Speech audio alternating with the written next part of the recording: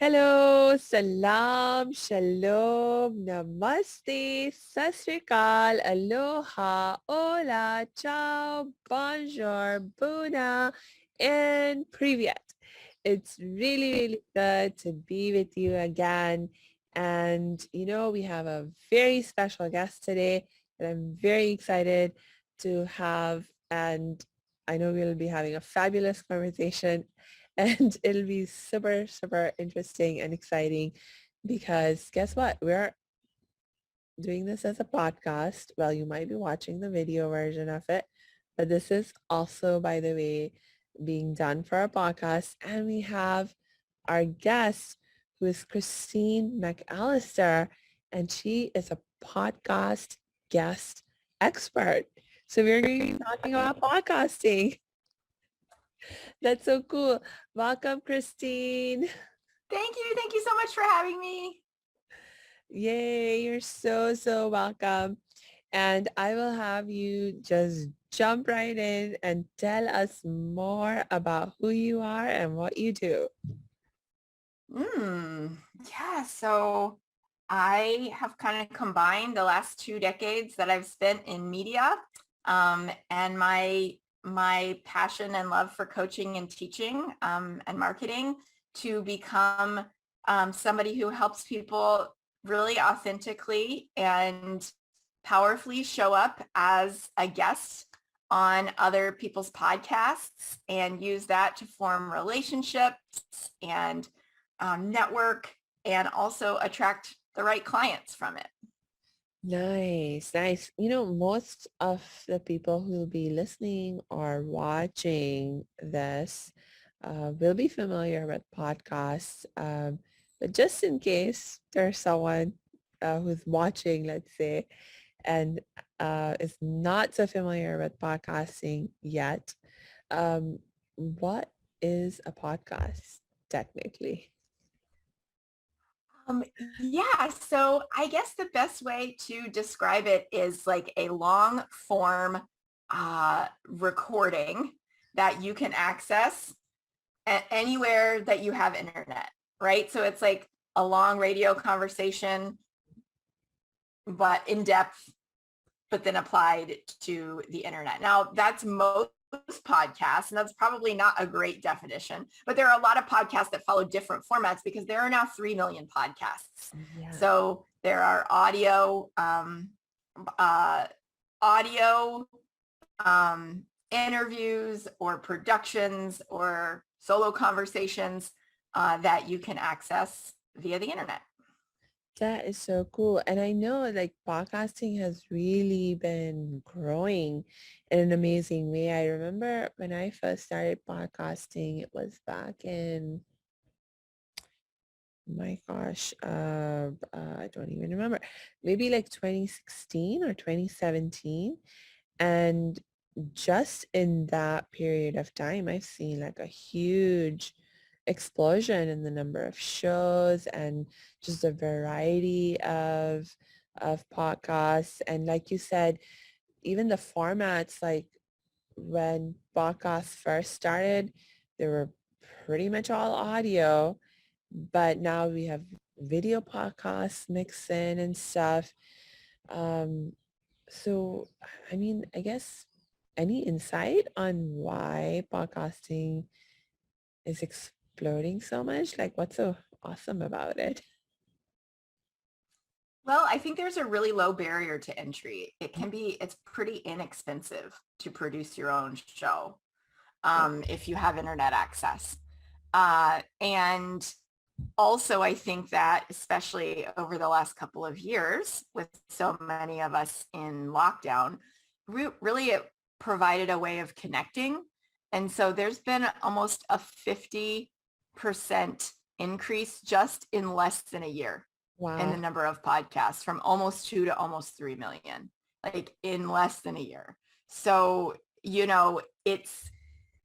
it's becoming a, a massive legitimate business. It's at least $1 billion industry now Yeah. and right growing very rapidly. And I think it's because it's very accessible for the listener, and it's very easy for a host to create and share their message with the world. Yeah. That's the part that I love the most as a podcaster, because like when I was thinking about, well, what kind of a platform do I want to sort of really make my own in terms of how, like, I wanted to basically engage in what I call education-based marketing. So, to have some kind of platform where I can put out educational content on a regular basis and be able to point to that when someone wants to get to know me better and get to, yeah, just learn more about who I am, what I do, what I can offer, how I can help, stuff like that. And so I was like looking at the different options, and the first thought was YouTube, but I was like, you know, between YouTube and podcasting, I was like, oh, I don't have to be on video on podcasts. Mm. I think I'll go Mm-hmm. for that. Mm-hmm. Mm-hmm. And I was not so much like, I was just more concerned about the video aspect, because I was like, then I have to think about how I'm looking and I have to think Mm-hmm. about my background, and I just wasn't very, confident that I could manage all of Mm-hmm. that. Yeah, And for so I was sure. like, It's a whole hey, nother layer. Yeah. right. And so I was like, audio only sounds like it'll make things simpler. And once I actually got into it, I actually signed up with a coach to teach me about podcasting. And thankfully, he made it super simple. And there were already existing several platforms where, you could sign up to start your podcast, and the platform would host it for you. And they were already like making it pretty easy. And now Mm-hmm. it's even easier. Mm-hmm. So Yeah, it's it so is good. cool. Yeah. And so you specialize in helping people be guests on other people's podcasts. What's Yeah. that all about? Why is that important? Hey, thanks for tuning into this episode. Hope you're getting value out of it. For your information, this episode has been sponsored by the Happiness 101 program. Are you a change maker, coach, trainer, or healer? Are chains of fear holding you back from making the impact and income you desire? Using a unique combination of positive psychology and the spiritual wisdom of our most effective change makers, the Happiness 101 program helps you break through your limiting beliefs and manifest the abundance and success you desire with fun and ease. Interested? Book a free Happiness 101 exploration call with me, your happiness expert, Samia Bano. Just use my online calendar link in the show notes. Now, back to the show. Yeah. So in my experience, it's much easier to be a guest on other people's shows and really show up in a way that helps create one of the best episodes that they've ever had than it is to start your own podcast. I have my own podcast too, but I went on over 100 other people's podcasts before I started my own, because I realized that it was like starting a whole other business Mm, to create this thing from the ground up, starting with zero, right?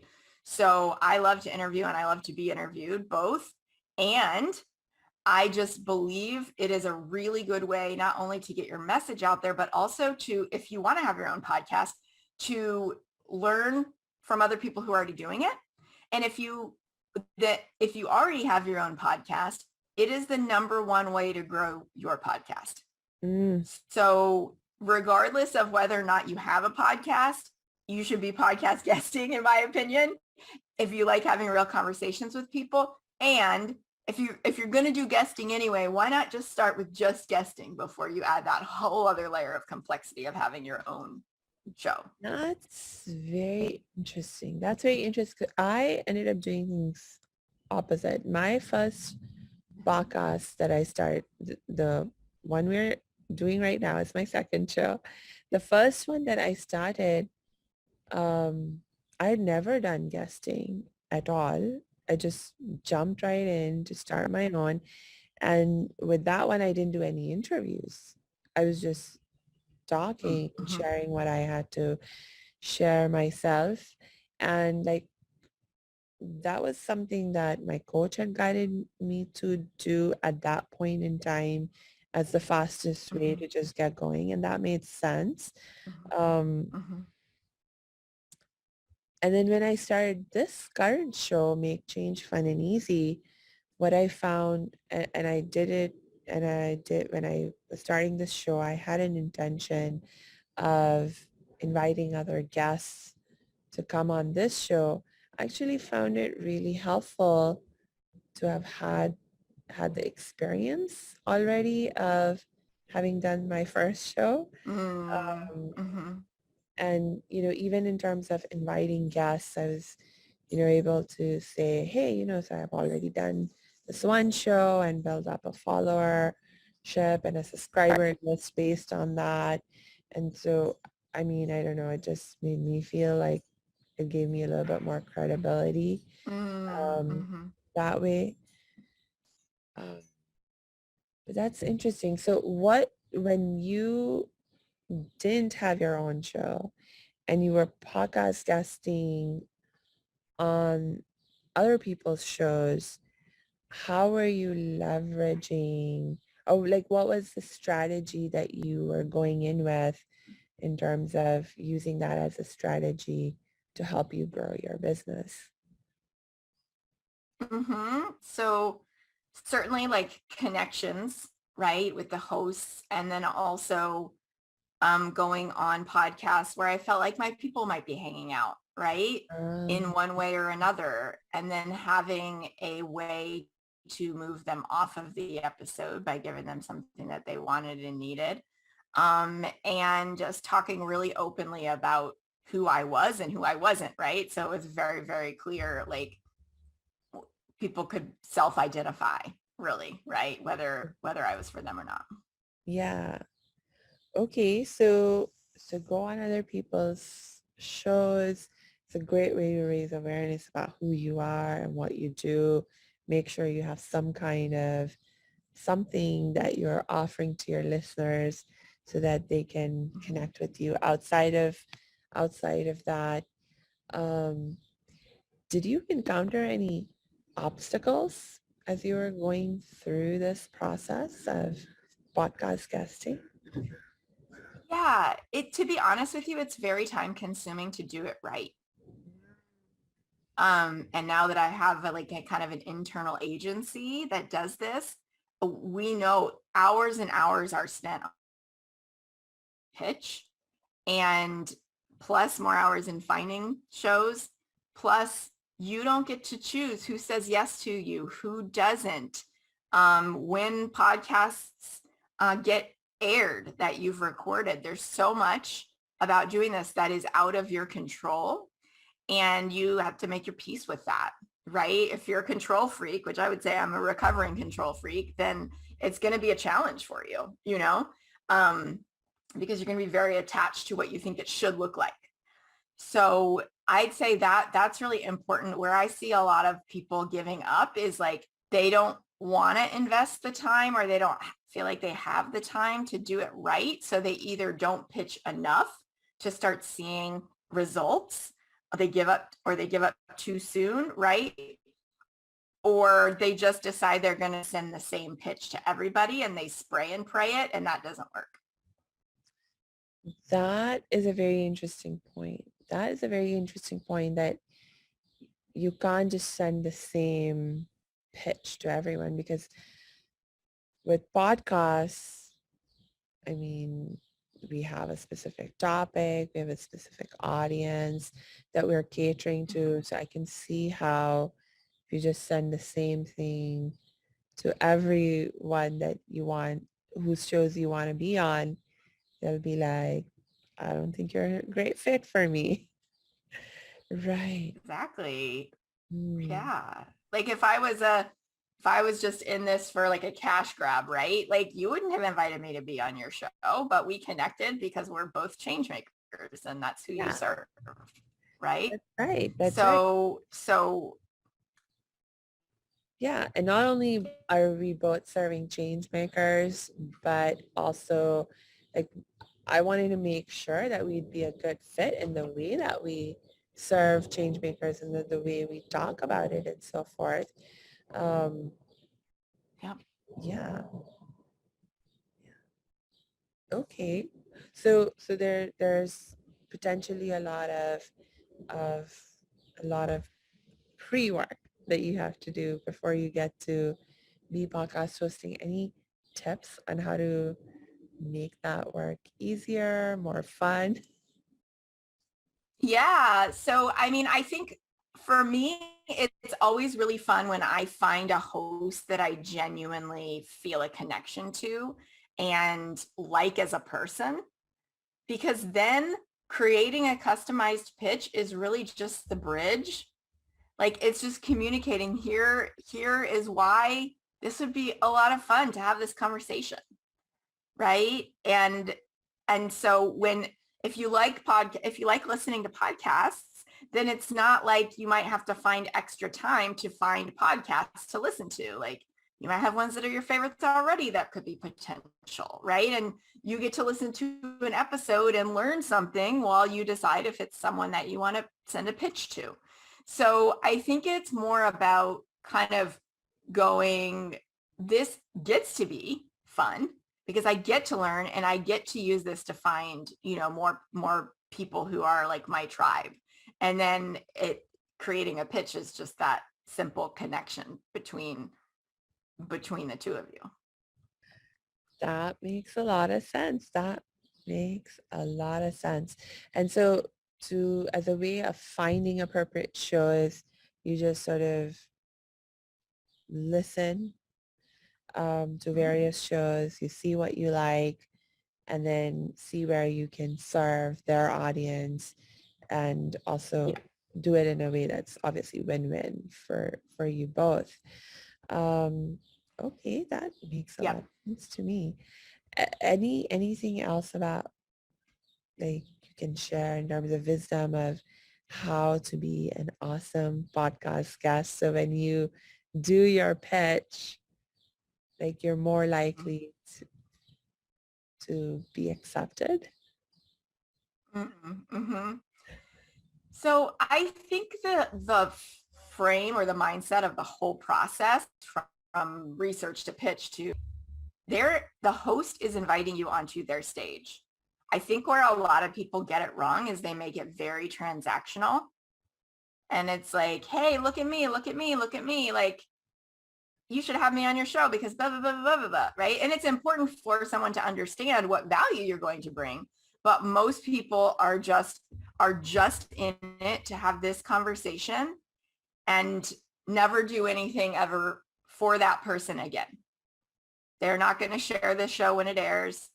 They're not going to, promote it to their people. They were only there to grab what they could out of that audience and then move on to the next thing.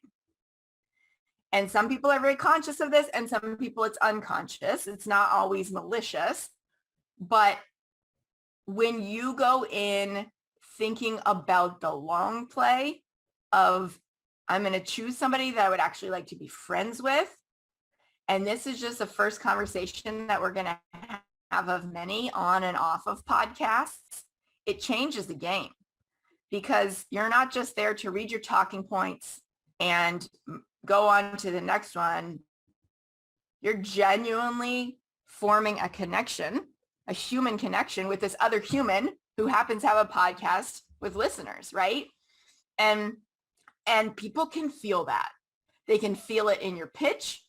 They can feel it in your interview. They can feel it in what happens after that interview, right?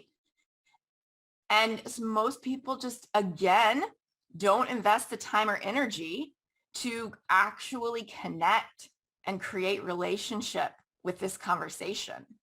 And so it just comes off as kind of skeezy. Yeah. Can you give some tips on how to create that more genuine sort of connection? Because honestly, that's something I can struggle with myself because I am a little bit socially challenged. I admit it. And so I'm not the best at, like figuring out what to say or just, chit chat. I'm terrible at chit chat, by the way. It's like I need to know what I'm talking about. I need to have a topic.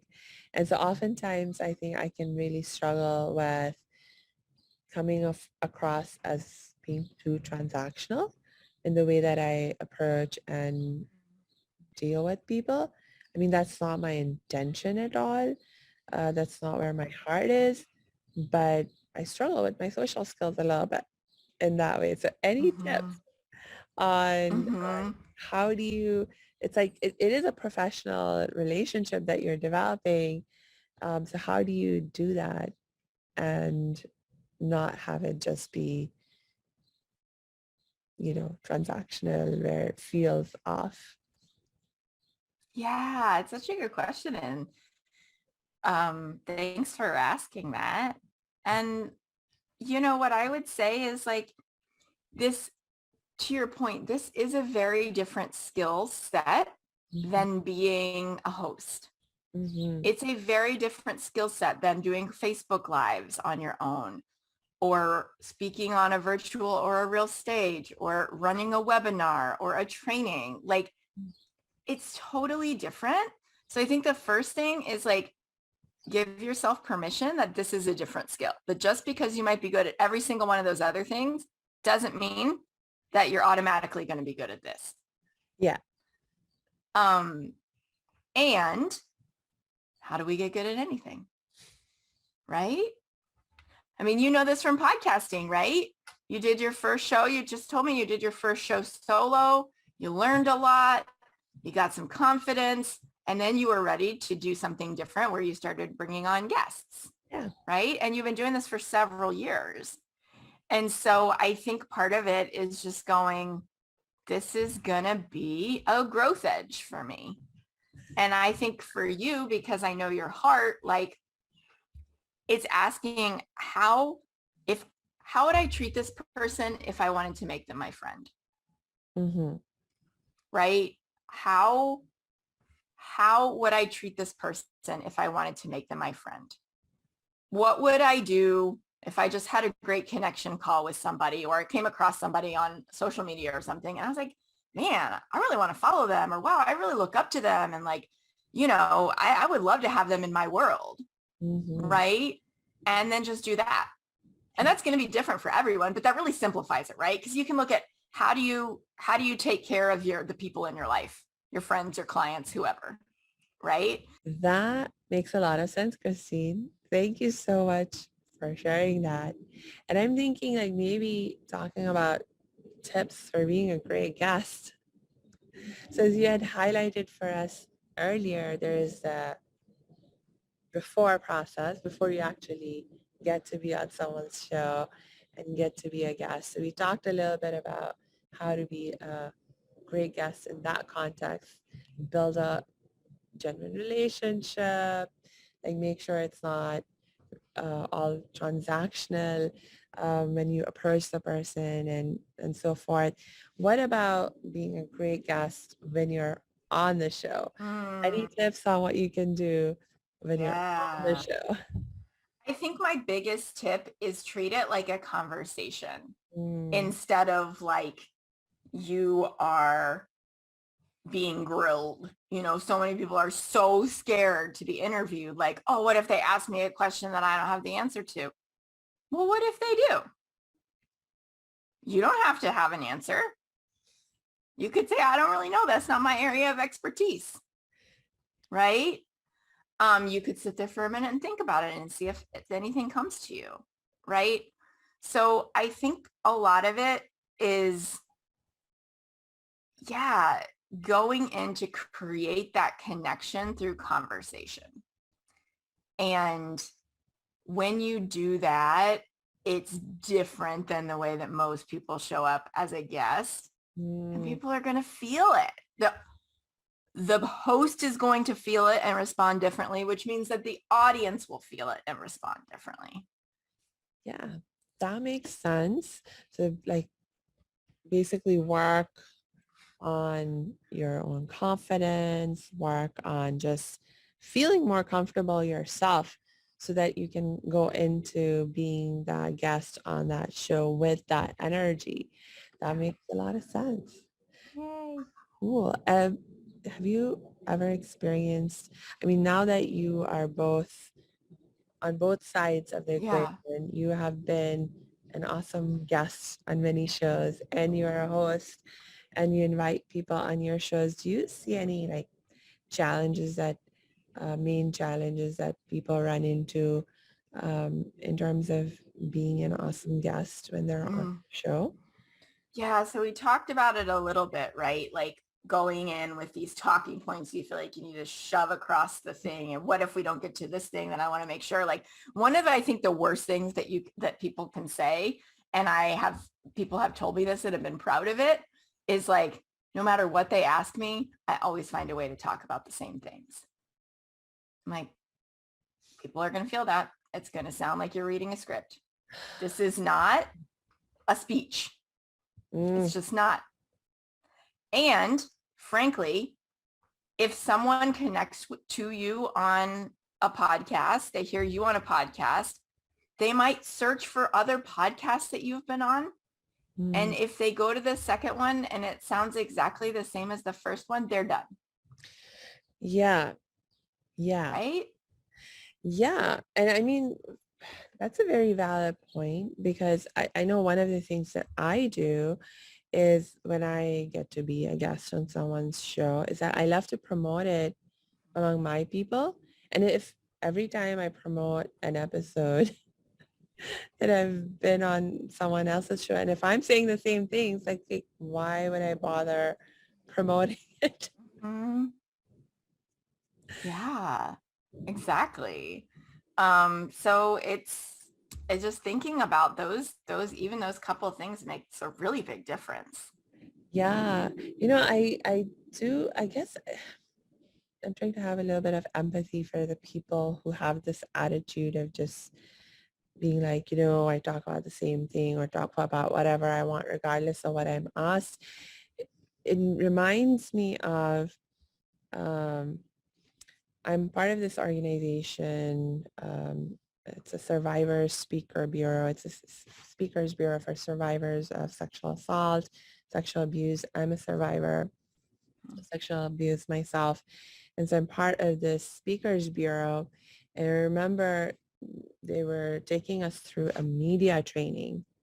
And this was actually something that they were teaching us in that context, that you have to be very, very careful anytime you're being interviewed on any kind of media, because um, whoever is interviewing you has an agenda, and they can, like, unfortunately, when it comes to the issue of sexual assault, sexual abuse, there are certain taboos and there are certain comfortability levels in terms of what people are willing to hear and what they're Mm, not willing to hear.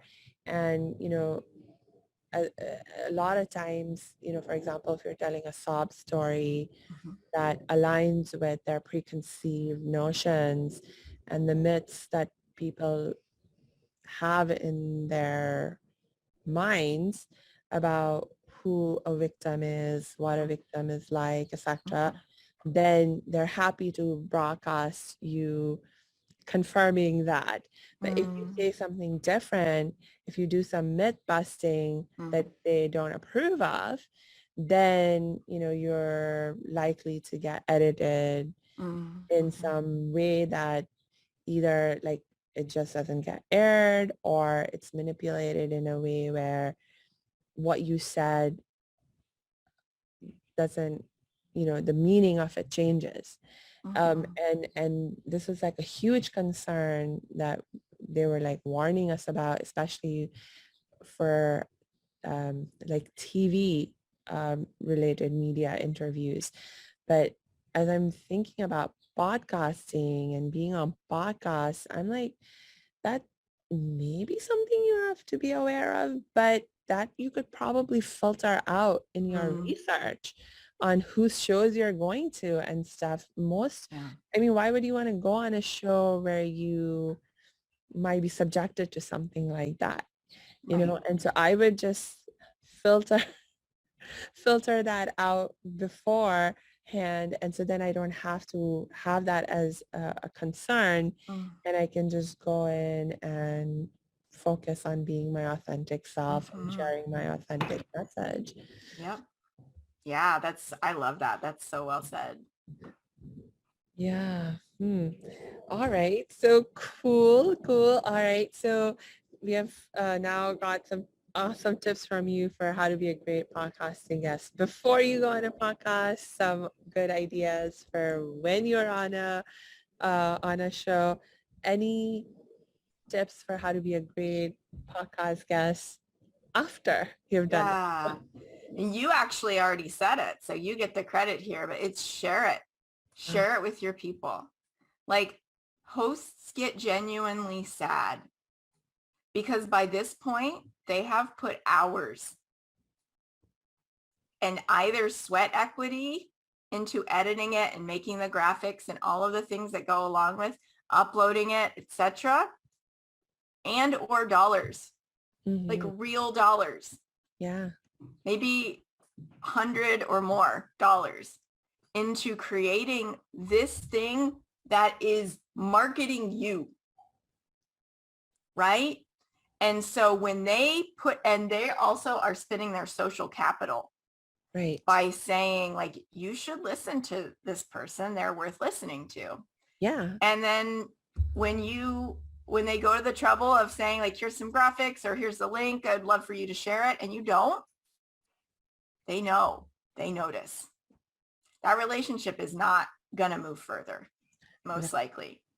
And so again, it comes back to the transactional, not transactional. If you want to be the kind of guest that gets asked, we call it guest for life, that gets asked back, that becomes friends with that person, that becomes like someone who gets referrals from that person, who becomes, introduced to their podcasting friends. Like, think about what they want. What is in it for them that you can give them? What do they care about? They care about looking good to their audience, and they care about growing their show, Yeah. right? So they want, and when I say looking good, I mean like continuing to build trust, Right. right? So that they can serve them. And also growing this show that they've put so much into so that they can help more people, reach more people with their message. So very, very simple. I think that's my number one tip for after the interview is share it and tag them everywhere that you're active.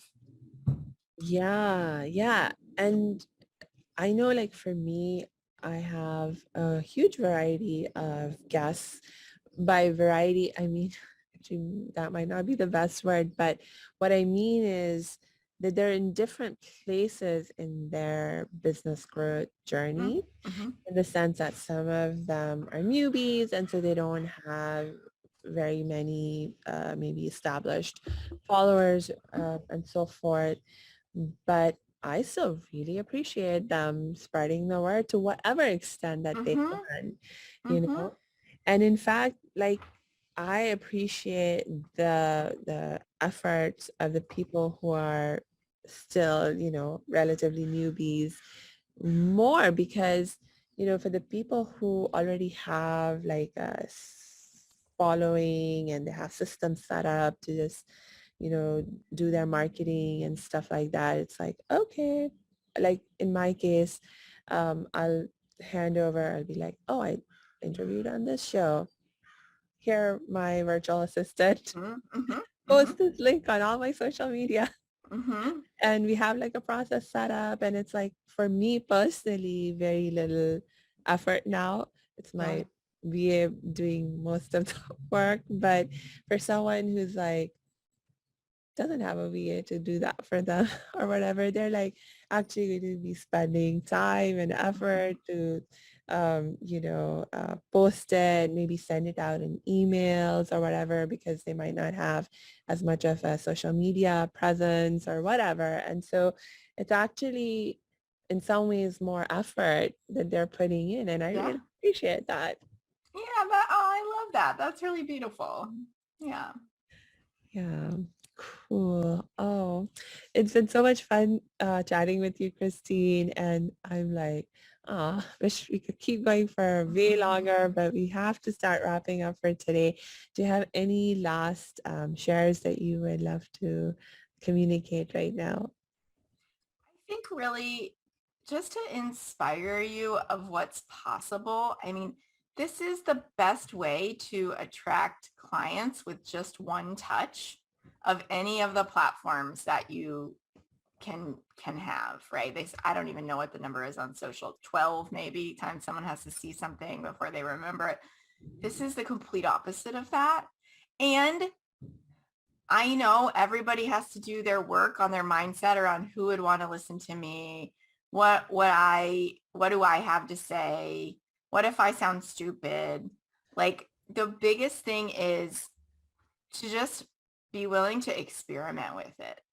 This Mm, is such a powerful tool for attracting clients, for creating real genuine connections, for not having to live your life on social media and still getting to grow your business.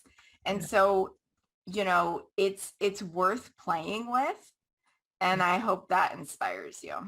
Oh, thank you for that, Christine. You just, every time you share something, it makes me think of more questions that I want to ask you. So I actually did think of one more follow-up question. And then maybe we'll wrap up, unless you say something, again, extremely brilliant. But the thought that question that popped in my mind right now was, you just mentioned that in other kinds of formats, it takes way more touches, way more times that someone has to be exposed to you before, you know, you they'll basically be willing to take the next step with you, whatever that is. But that's different with podcasting. Why is that? Good question. So I would love to know for you and for everybody listening, like be thinking about your answer. What else are you doing when you're listening to podcasts? Well, a lot of times I'm driving Mhm. and that's it. Cool. So this is maybe the only activity within online media. This is the only online medium where it's legal to be driving and doing that, That's true. right? And when you're driving, at least for those of us who've been driving for longer than we haven't been driving, we're commuting or whatever the thing is, familiar routes, highway drives, like we're in a flow state. Mm-hmm. We're open and we want to learn something. We want to pass the time. Yes, we want to learn something while doing these automatic behaviors, right? Completely different intention than how most people use social media, and the level of distraction and the Mm, shortness of attention span that exists on social media, right? yes. You're not competing against, casino like notifications popping up, bing, bang, boom, trying to get you to recheck for the dopamine hit, right? Huh. You're not competing against ads. You're not competing against someone's more brightly colored picture or sexier hook or whatever the thing is. Like, you're not. People are there listening because they are loyal listeners of that host. Right. And the host, like you are transferring the know, like, and trust that you've worked so hard to build with your audience to me by Yeah. having me on. And so your audience is going to sit up and pay more attention than they would to some other random stranger on the internet that they just saw an ad for or a post of, right? Yes. So those are the reasons, and also the length of time. Mm, mm. 30 minutes, an hour compared to a second and a half, if they're going to stop the scroll or not. Yeah, There's just no comparison. that's so true. That's so true. It's like interesting. That is so true because pre-COVID, I must admit, I used to drive a lot more. Like I was driving on average 2.5 hours a day. I live in Los Angeles, lots of traffic, lots Like a of mile. yeah. And so even if the podcast was like an hour long, I would still be listening. Mhm. And oftentimes if it got cut short when I started driving again, I'd go back to that Mhm. episode to finish listening. Mhm. Um, Nowadays I'm driving much less and I'm enjoying that. But now it's like I do more like 15, 20, 30-minute chunks of driving. Um, so I think that sort of influenced me a little bit in terms of the episodes that I do now with my guests. I try to keep them around 30 minutes. Sometimes we go over because you're so brilliant. Um, but I try to keep it around 30 minutes because I've been biased by my own experience in the last couple of years where I'm like, 30 minutes around that time, I usually stop driving. And so I'm like, and then I actually have noticed in the stats that the amount of listens tend to go down significantly after 30 minutes. So I'm like, okay, Mhm. we'll keep it to around 30 minutes. Yeah, for sure. Yeah. Cool. Okay. So talking about the wisdom of keeping close to about the 30 minutes mark for the episode. We'll go ahead and wrap up now. And I just want to thank you again so much, Christine, for coming on and sharing your wisdom. And you're such an excellent guest. You're welcome to come back on my show Oh, anytime. thank you. I'm so grateful. Thank you for having me. I really appreciate the opportunity to come and have this conversation.